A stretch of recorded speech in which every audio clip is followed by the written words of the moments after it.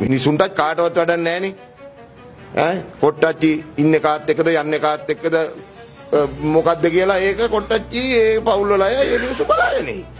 මේවා මේ පත්තරවල lead news ගහන්න මේ දේවල්ද?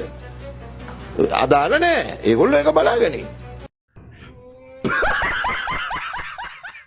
ඕගලන්ට මතකද 2012 චිචි රාජපක්ෂ රොකට් එකක් කරියා. ඒක තියෙන තැන නාසයක දන්නෙත් නැහැ. හැබැයි යවුවා කියලා වතර දෙක. ඒ වෙලාවේ ඒකට වියදම් කරා ඩොලර් මිලියන 340ක්. පල්ලේ කැලේ අභ්‍යවකාශ පුහුණු මධ්‍යස්ථානයේ ගහන්න තව ඩොලර් මිලියන 40ක්.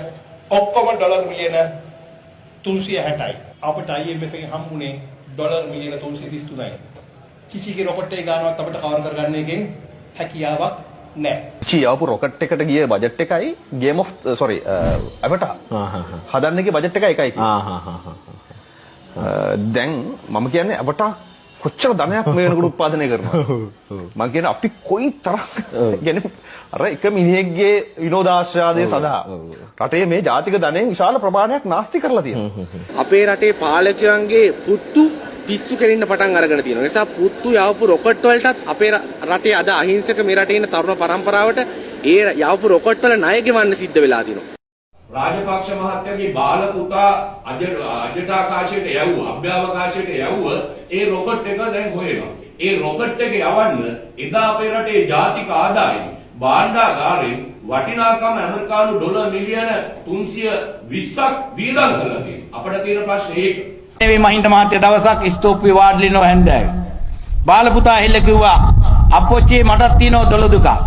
බුදු පුතේ කියාපන් කිව්වා. ඔයාලගේ දරුවන්ට තියෙන ගුණසිරි බූල්ට කාන. ඒ චිචි පුතාට තුනේ පොඩි පටි එකක් නෙමෙයි ඌ කිව්වා අප්පොච්චි මං ආසයි රොකට් යවන්න. ගාන කීයද ඇහුවා ඩොලර් මිලියන 360යි. කෝටි 11500යි. අපේ රටේ මහින්ද මහත්තයාගේ පුතා රොකට් එකක් හදලා ඇරිල්ලක් අම්මපා අද වෙනකන් හොයාගන්න බැරි වෙන්න ඌ ඇරියා. හරිනව නම් අන්න ඇරිලි. හොයාගන්න නෑ නේද ඒක? කෝටි 11500ක්. කොහමද කොල්ලගේ ඇරිල්ල? දැන් ලෝකෙ වෙන දියුණු විද්‍යාඥයෝ රොකට් යවන්නේ උන්ට ලැජ්ජ හිතිලා උන් බලනවා මූ යවුප එක කොයිද කියලා උන්ට හොයාගන්න බැරි වෙන්න මූ ඇරලා. කෝටි 11500ක්. කජුවට කොසට නෙමෙයි. ඔයාලගේ දහඩිය මහන්තිය. අපේ රටේ විද්‍යාව හා තාක්ෂණය සම්බන්ධව තිබ්බ ප්‍රතිපත්ති ගත්තොත් ඒවා මේ ජනාධිපතිවරුන්ගේ පුත්තුන්ට රොකට් යවන්න තිබ්බ වගේ තාක්ෂණයක් එහෙම නැත්නම් ඒ වගේ ප්‍රතිපත්ති තමයි අපේ රටේ මෙච්චර කාලයක් තාක්ෂණය විද්‍යාව හා තාක්ෂණය කියලා තිබ්බ ප්‍රතිපත්ති විදිහට අපි දැකලා තියෙනවා.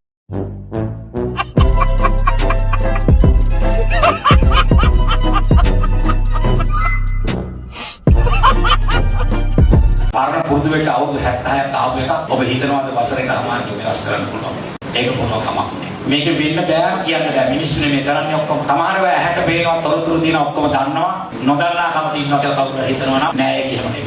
ඩීසල් මිල වැඩි කරේ ඇත්තටම සාමාන්‍ය ඩීසල් එක රුපියල් 179යි.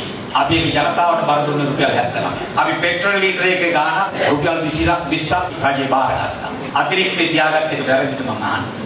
ඔක්කොම සුද්ධ කරලා පාවිච්චි කරා නම් ඔය ඔක්කොම බරපතල වෙන්නේ ජනතාවට. ඔබ සඳහන් කරා ඔබ විපක්ෂයේ ඉඳදී තාම කරුණු සහිතව තමයි විවේචනය එල්ල කරේ. ඒකෙදි විශේෂයෙන්ම තිබුණා දූෂණය සම්බන්ධව ඔබ නගපු හඬ විශේෂයි. ඔබේ පක්ෂය නගපු හඬ විශේෂයි. අපි උදාහරණ වශයෙන් කිව්වොතින් සැටලයිට් යවපු ඒවා සමහර රාජ්‍ය නායකයෝන්ගේ දරුවෝන්ගේ සුරතලුන්ගේ කරේ තිබිච්ච රත්තරන් පවුම් ගණන් මේ වගේ ක්‍රිෂ් ගනුදෙනු මේ වගේ ගණනාවක් ඔබ අනාවරණය කරා. දැන් අවුරුදු 1කමාරක් වෙනවා මේ සම්බන්ධයෙන් මොන තැනකද මේ විමර්ශන තියෙන්නේ? ඔව් නිරංග මේ ප්‍රශ්නේ මහින්ද රාජපක්ෂ පවුලේ ඉන්න හැම කෙනාටම නඩු තියෙන්නේ අපි දා පැමිණි නිසා තමයි. එක්කෙනෙකුට නෙමෙයි හැම කෙනාටම නඩු තියෙනවා. මහජන දේපල අවභාවිතාව.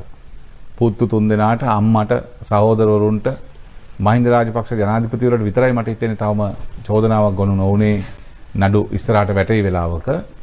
ඒ නිසා මේ පරීක්ෂණ දැන් යනවා. මොකද අපි 2011 ඉඳන් මේ සමහර අයට මම චෝදනා ඉදිරිපත් කරා.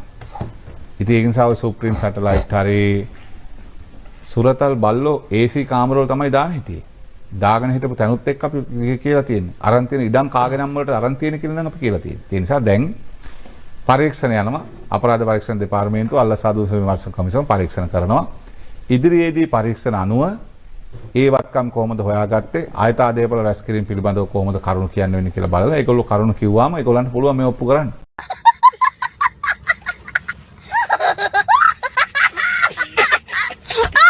සීනි කිලෝයක තිබුණ රුපියල් 80යි. දැන් ඒක පැන්න 400 පැනලා ගියා 300 පැනලා ගියා. පරිප්පු කිලෝයක දුන්නා රුපියල් 65ට කොරෝනා දවස් වල. ඒක දැන් 400 පැන්නා. අපේ ගමේ අත්තම්ම කෙනෙක් පාරට වෙලා ඉන්නවලු කඩමණ්ඩියට යන කෙනෙක් එනකම්. අපේ පක්ෂේ සහෝදරෙක් යනකොට නවත්තලා කිව්වා පුතේ උඹ හන්දියට දෙයන්නේ. ඔව් අත්තම්ම හන්දියට යන්නේ. මං අපේ දරුවෝ එනවලු අද කොළඹ ඉඳන් පොඩි උන් එක්ක දවල්ට කෑම ටිකක් හදලා දෙන්න ඕනේ. සැමන් හුණ්ඩුවක් ගෙනත් දෙන්න බැරිද කියලා ඇහුවා. බැරි කමක් නෑ අත්තම්මා ගෙනත් දෙන්නම් කිව්වලු. එහෙනම් ගෙනත් දියන් කියලා චීට් එක ගැටේ ලියලා රුපියල් 100ක් දුන්නලු සැමන් එකක් ගේන්න කියලා. අපේ සහෝදරයා hina වෙලා කිව්වලු 100ට සැමන් නෑ අත්තම්මා කිව්වා. උඹ නෑ කියන්නේ කොහමද බං? අපි පොහොට්ටුවට කතරේ ගහුවම ගෝඨාභය මහත්තයා 100ට සැමන් දුන්නානේ ගිය මාසේ. ගෙනෙන් 100ට සැමන් එකක් කිව්වා. 100ට සැමන් ගෙනින් කිව්වලු. ඒක දැන් ඉවරයි අත්තම්මා දැන් 100ට නෑ කිව්වලු. දැන් ගණන් වැඩි වෙලා තියෙන්නේ කිව්වලු. ආයෙම චීට් එක ගැටේ ලියලා තව රුපියල් 100ක් දුන්නලු. දැන් 200යි. 200 අරන් අපේ සහෝදරයා කියනවලු 200ටත් නෑ අත්තම්මා සැමන් දැන් 700ක් විතර වෙනවා කිව්වලු. අත්තම්මා පැනපු ගමන් අර රුපියල් 200 උදුරගෙන ආපහු චීට් එක ගැටේ අරක අමුණා ගන්න ගමන් කිව්වලු එහෙනම් අපේ පොඩි උන්ට ඒ මාළු කණ්ඩ වෙන්නේ නෑ. ඡන්ද දීපු අරුන්ගේම මාළු තමයි දැන් කණ්ඩ වෙන්නේ කිව්වලු.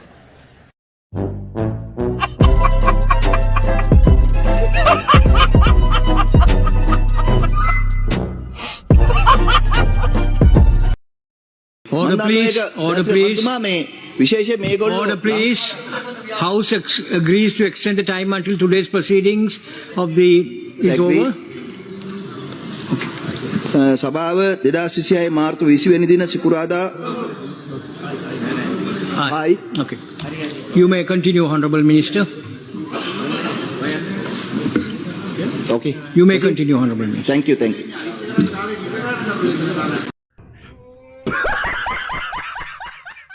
මහජනයා දැන් තේරුම් අරගෙන ඉන්නවා මේ ආණ්ඩුව රාජ්‍ය බලය දිනා ගැනීම කියන උමනාව වෙනුවෙන් තාම නරක විදියට බොරු කියලා තමයි බලය අරන් තියෙන්නේ කියලා. මිනිස්සු දැන් ඒක තේරුම් අරගෙනමින් ඉන්නවා. පාරේ හූ කියන්නේ නැද්දනේ අපිට ඉන්න තැනක් නැහැ කන්න බොන්න විදියක් නැහැ කියපු මිනිස්සු සෙන්ට්‍රල් AC දාපු තෝලයි කරපු මාලිගාවල ඉන්නකොට නේද? අපි කන්න බොන්නේ සහෝදරයෙක් දෙන දෙයකින් කියපු මිනිස්සුන්ගේ බැංකු පොත්වල මිලියන ගණන් FD තියෙනකොට මිනිස්සු පාරේ දැක්කම හූ කියන්නේ නැද්ද? දැන් මේ මිනිස්සුන්ට තියෙන එක වේදනාවක් තමයි අපි මහජනයා විදියට මේ සියල්ල දරාගෙන මේ දේශපාලන ව්‍යාපාරය ගොඩනගන්න උදව් කළා මාලිමාව විදියට.